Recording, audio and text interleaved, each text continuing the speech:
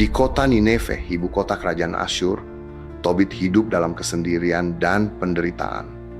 Ia adalah seorang Israel yang saleh dan setia kepada Tuhan, meskipun tinggal jauh dari tanah airnya, di tengah kekuasaan bangsa yang tidak mengenal Tuhan Israel. Tobit dikenal karena kebaikannya, sering memberi sedekah kepada orang miskin. Namun, hidupnya dipenuhi oleh kegelapan. Ia kehilangan penglihatannya akibat kecelakaan, burung menjatuhkan kotoran ke matanya, sehingga hidupnya kini terperangkap dalam dunia yang gelap. Tobit duduk di sudut rumahnya yang sederhana, matanya merah dan kabur. Dalam keheningan malam, suara keluhannya terdengar lirik penuh keputusasaan. Ya Tuhan, Engkau yang Maha Kuasa, apakah Engkau akan membiarkan aku terus hidup dalam kegelapan ini? Apakah mataku akan tetap buta selamanya? Aku yang telah setia, yang telah memberikan semua milikku untuk orang miskin, kini harus menjalani hidup dalam kegelapan. Ya Tuhan, lepaskan aku dari penderitaan ini, atau biarkan aku mati. Doanya menggema dalam keheningan malam, mencerminkan penderitaan yang mendalam. Tobit yang sudah lama buta hanya menginginkan satu hal, kesembuhan atau kematian. Tiba-tiba, cahaya terang muncul di tengah gelapnya malam.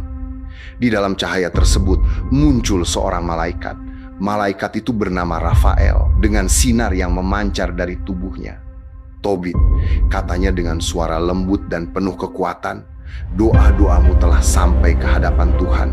Aku diutus untuk membantumu.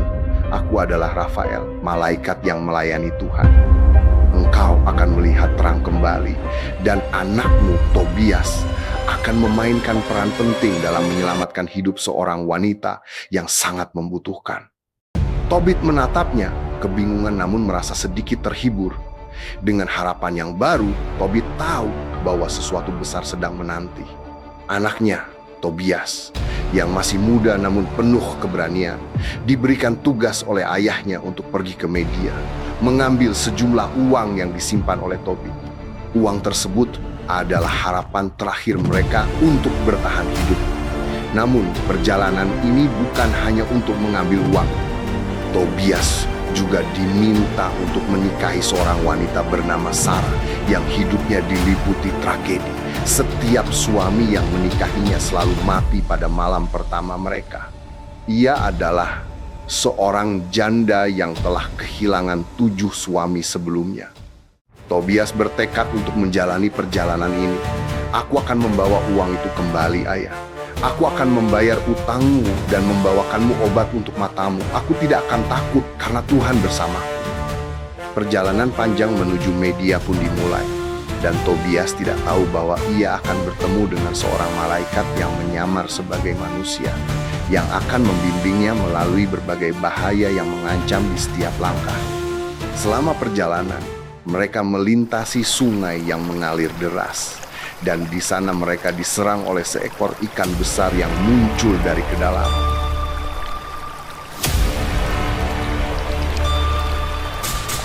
Tobias bersiap untuk melawan, tetapi Rafael menenangkannya. Tangkap ikan itu, Tobias.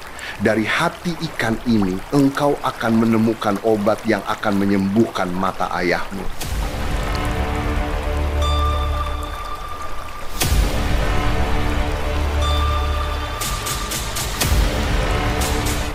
Dengan bantuan Rafael, Tobias berhasil menangkap ikan tersebut. Namun, bahaya tidak berhenti di situ. Setiap langkah mereka dihadapkan pada tantangan yang lebih besar. Rafael tidak hanya membimbing Tobias untuk menemukan obat bagi ayahnya, tetapi juga untuk menghadapi kekuatan gelap yang mengancam hidupnya. Akhirnya Tobias sampai di rumah Sarah di Ekbatana.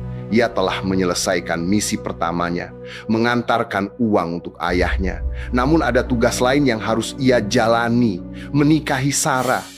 Namun malam pertama pernikahan mereka bukanlah malam yang biasa.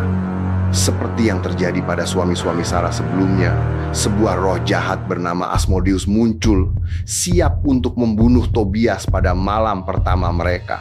Namun Tobias yang telah dipersiapkan oleh Tuhan melalui bimbingan Rafael berdoa dengan penuh keyakinan, "Ya Tuhan, jauhkan roh jahat ini dari kami. Biarkan kami hidup dalam damai dan kasih-Mu." Dengan kuasa Tuhan, roh Asmodeus yang menyerang mereka berhasil diusir. Tobias dan Sarah akhirnya dapat merasakan kebahagiaan yang telah lama mereka impikan, bebas dari kutukan yang menghalangi hidup mereka. Tobias kembali ke rumah dan memberikan obat dari ikan yang ia tangkap kepada ayahnya. Ketika Tobit menyentuh obat tersebut, matanya perlahan mulai terbuka. Ia dapat melihat dunia dengan terang kembali. Matanya yang dulunya kabur kini terbuka penuh. Keluarga itu bersatu kembali dalam kebahagiaan, penuh syukur kepada Tuhan. "Terima kasih Tuhan, aku bisa melihat lagi. Engkau tidak pernah meninggalkan kami. Terpujilah nama-Mu," Tobit berkata dengan air mata kebahagiaan. Malaikat Rafael muncul sekali lagi, memberikan pesan terakhirnya sebelum meninggalkan mereka. "Aku telah menyelesaikan tugas yang diberikan oleh Tuhan. Ingatlah selalu untuk hidup dalam kebenaran, berdoa, dan memberi amal kepada yang membutuhkan. Tuhan selalu ada bersama mereka yang setia." Setelah Tobit mendapatkan kembali penglihatannya, ia merasa waktunya untuk menghadap Tuhan telah tiba. Di akhir hidupnya, ia memberikan nasihat kepada anaknya, Tobias, dan menandai kehidupan mereka dengan penuh syukur. Tobit juga menyampaikan nubuat mengenai kehancuran Nineve, ibu kota kerajaan Asyur. "Nineve, ibu kota Asyur, akan hancur," Tobit berkata dengan penuh keyakinan. "Mereka yang menindas bangsanya tidak akan terhindar dari pembalasannya. Tuhan akan membalaskan segala kejahatan mereka. Kota besar itu akan menjadi runtuhan dan Asyur akan dilenyapkan oleh tangan Tuhan yang Maha Kuasa." Setelah menyampaikan nubuat tersebut, Tobit merasa bahwa misinya telah selesai. Dengan penuh syukur ia menghembuskan napas terakhirnya, dikelilingi oleh keluarga yang penuh rasa terima kasih kepada Tuhan. Tobias dan Sarah menangis, tetapi mereka tahu ayah mereka meninggal dengan damai, penuh dengan iman yang kokoh. Demikianlah kisah Tobit dan keluarganya, sebuah kisah tentang pengharapan yang tidak pernah padam, tentang keberanian yang diberikan oleh Tuhan di tengah kegelapan. Kisah ini mengajarkan kita bahwa meskipun hidup penuh dengan ujian dan kesulitan, Tuhan selalu hadir, menuntun kita melalui jalan yang penuh misteri dan harapan.